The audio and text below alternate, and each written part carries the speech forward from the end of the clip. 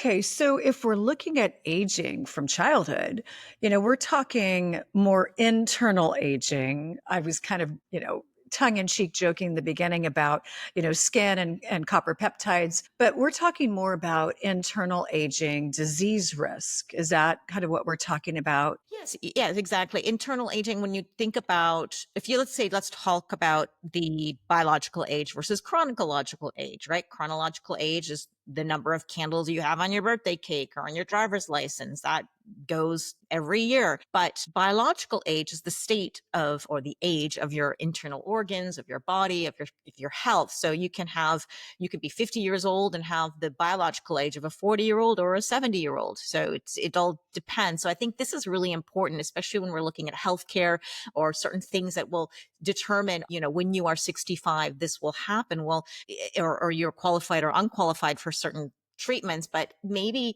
we should look at biological age as well for certain things, because I think that plays a huge role, but we're not there yet, because everybody would have to test for it and figure out how to measure it as well. Right. And it's expensive and all the things. And so studying aging, you can kind of predict, like, okay, with your genetic history and maybe the way you grew up and you had childhood trauma, you might, by the time you're 65, have three or four precursors to diseases of our modern world. Yeah, Okay. absolutely. Absolutely. Yeah. But it sounds like with awareness, there's some things we can do to kind of clean that up. Yes, because we have our genetics, and thanks to your mom and dad. And then we have our epigenetics, which is some things that we can control. So they say genes control or pull the genes are the loaded gun, and epigenetics is the one that pulls the trigger. This is Right. the lifestyle, diet, and lifestyle thing. So we can change our genes or epigenetics and that means just how the genes behave.